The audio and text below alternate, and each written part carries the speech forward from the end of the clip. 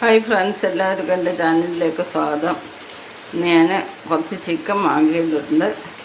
എന്നൊരു സ്പെഷ്യൽ ചേരുവയോട് ചേർത്താണ് ഉണ്ടാക്കാൻ പോകുന്നത്. അതിനുവേണ്ടി ഞാൻ കുറച്ച് ചക്കക്കുരു കട്ട് ചെയ്തെടുത്തിട്ടുണ്ട്, കണ്ടില്ലേ. ഇനി വേണ്ടുന്നത് മാങ്ങയാണ്. ഒരു മാങ്ങ എടുത്തിട്ടുണ്ട്. നമ്മളിത് ഇത്രയും വേണ്ട, ഒരു ശകലം പുളിക്ക് വേണ്ടി ഒരു മുറി ഞാൻ എടുക്കുന്നുണ്ട്. ആദ്യമേ നമ്മൾ ചക്കക്കുരു കുക്കറിലോട്ട് ഇടുകയാണ്. നമുക്ക് ചിക്കൻ വറുക്കി ഇട്ട് കൊടുക്കാം. കുക്കറിൽ വേവിക്കുമ്പോൾ നമുക്ക് പെട്ടെന്ന് തന്നെ സമയലാഭം ഉണ്ടാവും. തന്നെയല്ല നന്നായിട്ട് വെന്തുടയുന്നുണ്ട് ചക്കക്കുരുവൊക്കെ.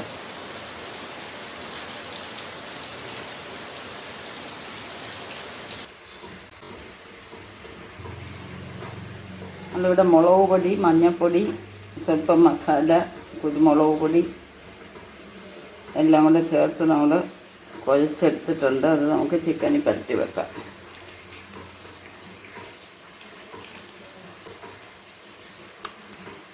അങ്ങനെ പരട്ടി വെക്കുമ്പോൾ നമുക്കതിൻ്റെ ഒരു ശകലം മസാലയെല്ലാം കഷ്ണത്തിൽ നന്നായിട്ട് പിടിക്കും. ഒരു 5 മിനിറ്റ് റെസ്റ്റ് ചെയ്തതിന് ശേഷം നമുക്ക് ഒരു വിസിൽ അടിച്ചെടുക്കാം. റെസ്റ്റ് ചെയ്യാൻ പറ്റും. ചിക്കൻ 10 മിനിറ്റ് ആയിട്ടുണ്ട്. എല്ലാം നല്ലപോലെ പിടിച്ച് അടുപ്പൊക്കെ. നമുക്കിതിലേക്ക് കുറച്ച് കരിവേപ്പില ഇടാം. എൻ്റെ തൊടിയിലെ കരിവേപ്പിലയാണ്, അതുകൊണ്ട് ഇച്ചിരി കൂടുതൽ ഇടുകയാണ്.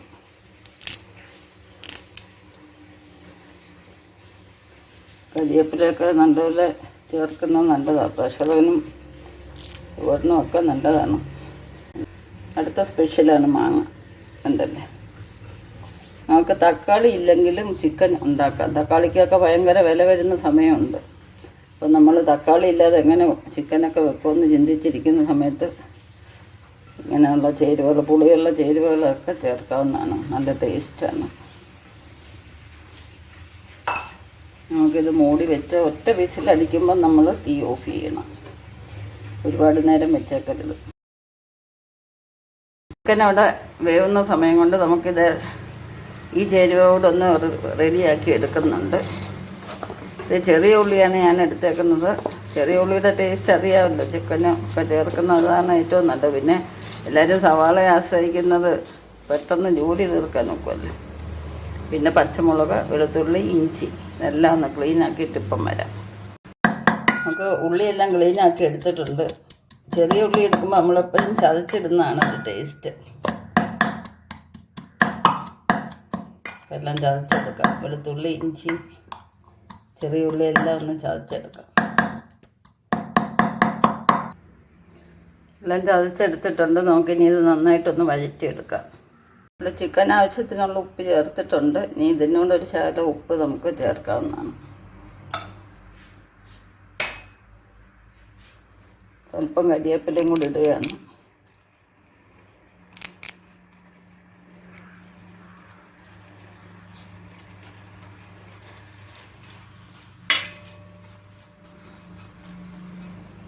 നമ്മുടെ ചിക്കൻ എന്തായാലും നോക്കാം.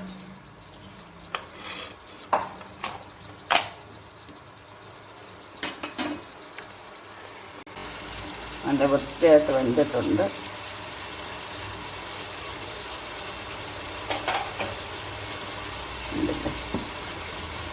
നമുക്കിത് വരുന്നതിന് ശേഷം നമുക്ക് ഇട്ടൊന്നുകൂടെ ശരിയാക്കാം. വളരെ പെട്ടെന്ന് തന്നെ നമുക്ക് ചെയ്തെടുക്കാവുന്നതാണ്.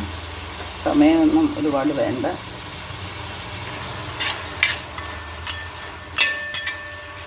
ഓരോ ദിവസവും നമ്മൾ ഓരോ രുചി കഴിക്കുമ്പോൾ അതിന് സ്വാദ് കൂടും. തന്നെയല്ല, ചക്കക്കുരു പലരും ഇഷ്ടപ്പെടത്തില്ല. ചക്കക്കുരുവിനകത്ത് ധാരാളം പ്രോട്ടീനുണ്ട്. അത് നമ്മുടെ ഉള്ളിൽ ചെല്ലുന്നത് നല്ലതാണ്. അപ്പം ചിക്കൻ ഇഷ്ടമുള്ളവർക്ക് ചക്കക്കുരു വേണ്ടെങ്കിൽ ഇങ്ങനെ ഇട്ട് കൊടുക്കണം.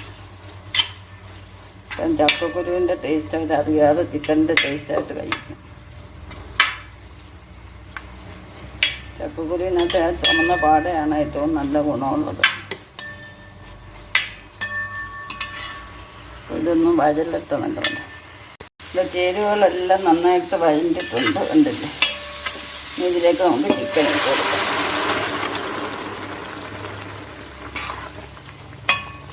ചക്കക്കുരുവിൻ്റെ ഒക്കെ പൊടി പോലും കാണാനില്ലെല്ലാം അതുപോലെ വെന്തുടങ്ങിയിട്ടുണ്ട്.